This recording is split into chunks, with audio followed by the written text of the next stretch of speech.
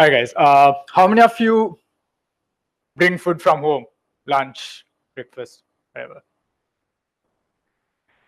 All right. Since the crowd is less, I guess. So how many of you buy lunch from out? That and this. And out of that, how many of you do not use Uber Eats or Pick Me Foods? All right, so May. All right. So now that Meryl Uncle is also not around, I guess Uber Eats and Pick Me Foods is a blessing in disguise at the moment, yeah. So we'll take a look at the food delivery service and the market, the trends, and how you and I are impacted by it or impacting the industry, right? The global food delivery market is estimated to be around 93 billion US dollars globally. And it's expected to grow at a rate of about 9.5% over the next 5 years and reach 145 billion US dollars. And 75% of this revenue share is coming from the markets in the US, China, and Europe, with actually China leading the way, and second place being the US and then Europe. And if you look at the US market, these are the key players: DoorDash, Postmates, Caviar, Uber Eats, and Grubhub. And if you look at Grubhub, they have 35%. Their business was founded actually back in 2004. They merged with or acquired Seamless, became Grubhub, Seamless, so on and so forth. But the point is, they've been in the business for the past 15 years. And Uber Eats, they started business in 2014. And within a short spate of time, they're almost at the heels of Grubhub with about 28% of the market share in the US. So that's pretty impressive. And how many of you are born between the years of 81 to 96? So those are the millennials, right? I mean, everyone here is a millennial. And the USDA says that the millennial spends the highest percentage or the highest share of their budgets on prepared food compared to any other generations. Generation Z, they're still babies, they're probably just 21, still in university or college, so they probably didn't make it here. But obviously the millennials are more tech savvy, and just not that, they are more outgoing, and more than preparing food at home, they go for food outside. So the highest percentage is coming from the millennials, and Technomics reports estimates that about 60%, 3 out of 5 meals that a millennial has is prepared food that is for delivery or takeout. So typically when you order your lunch, or you buy your lunch through Uber Eats or Pick Me, what do? You pull out your smartphone, launch the app, and then order your food, right? Just outside of that purview, there are a lot of other ordering channels that are coming up, which are interesting. One is to be able to order through Twitter. So Domino's has actually done this, where people tweet emojis of pizzas and they get their order done. And I'm not very sure how this exactly translates to an order, but this is an example of it.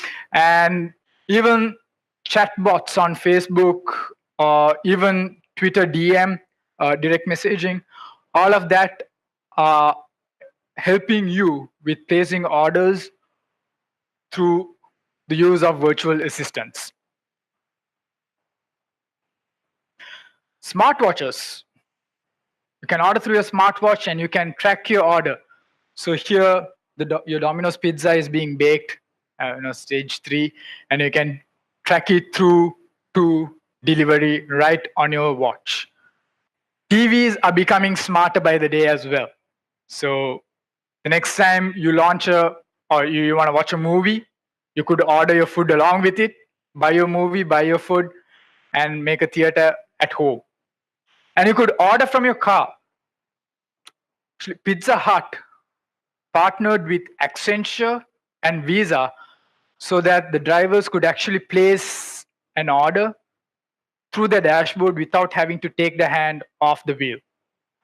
And ordering with your eyes. Again, Pizza Hut, they partnered with a company called Toby Technologies. So that is a eye tracking technology related software company.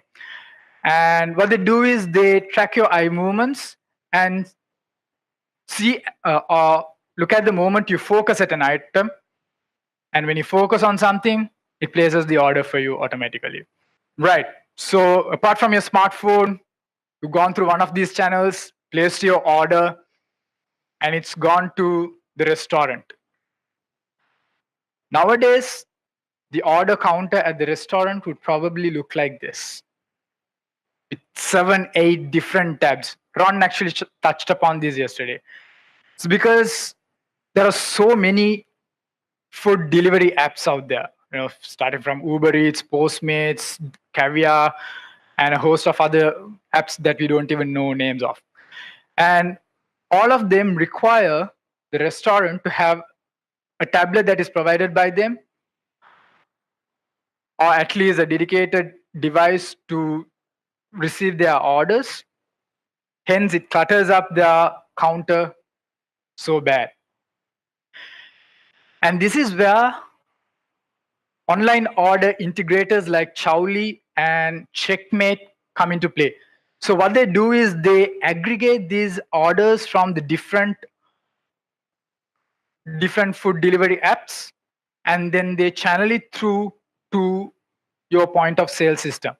So what happens here is, say Ananda placed an order on Uber Eats, Muru placed an order on PickMe, and DoorDash, all of that stuff. So the restaurant owner has to go accept the order, get it prepared, walk over to the point of sale system, and manually enter that order. If there were like 20 items, you need to enter that 20 items again in an order and then punch it into the system so that your reports reflect your sales correctly. Or else you'll have to look at 7 different reports to consolidate or reconcile your sales. And when you do that, there's a lot of manual entry involved as well, right? And that introduces a lot of human error. And it's estimated that, according to a research done by Chowli, about 15% of the orders entered or that are re-entered into the POS are erroneous, right? And also it proves to be a big operational overhead or operational challenge for the restaurants having to manage 7 to 10 different tablets and a POS. So Chowli and Checkmate, they aggregate these orders and pushes it through to the point of sale system. And last month, we actually had an integration done with Checkmate, and I've thrown in a sneak peek of our new black shiny hardware as well that's going out in July, which Ron touched upon yesterday as well. So this helps the operators to streamline the processes, get reporting done in one place, and clear their order counter, be more organized, and help with the operations. All right, so you placed your order, the restaurant received it, the restaurant has received the order, they prepared it, and now it's ready for delivery. So right now, how does it happen, at least in Colombo? A biker with a big green or yellow bag comes over, calls you up, and then comes and delivers you the food, right? Delivery bots. So these are technically robots where the restaurants would just put their food into. It has all the warm packs and all that stuff. And they would just take a stroll down the pavements or the sidewalks and deliver the food to you. Delivery drones. It's already tested out by Amazon for delivering packages.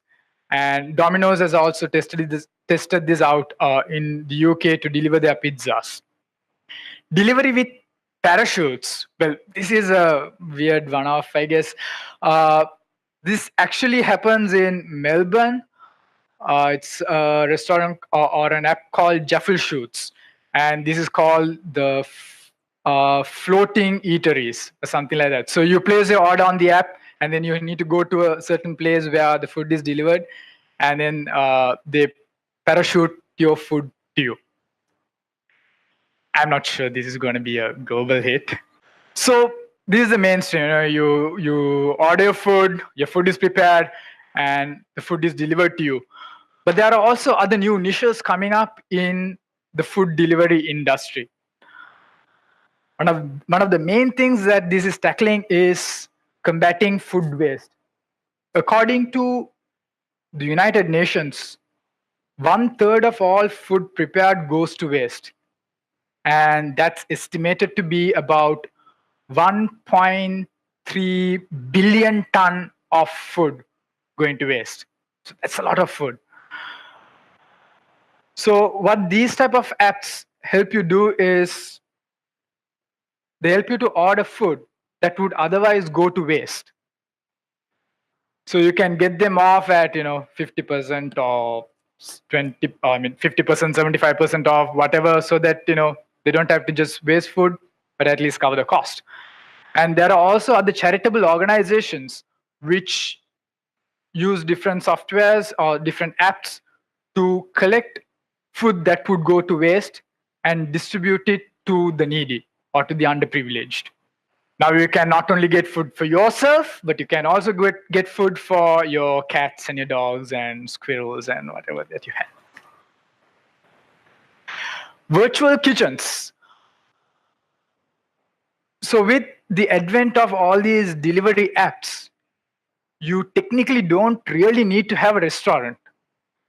Even in Sri Lanka, I think there are cases where you just register with Uber Eats, use a kitchen, prepare your food, and then deliver it through the delivery app.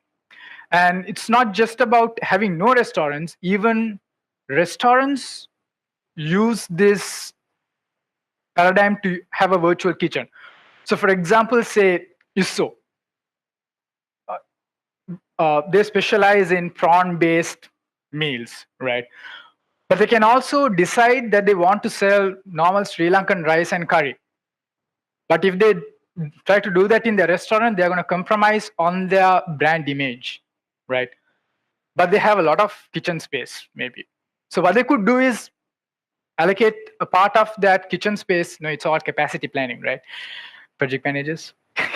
So they could use that space to prepare another type of food for another segment and just sell it through these delivery apps without compromising on the brand image of Sysco.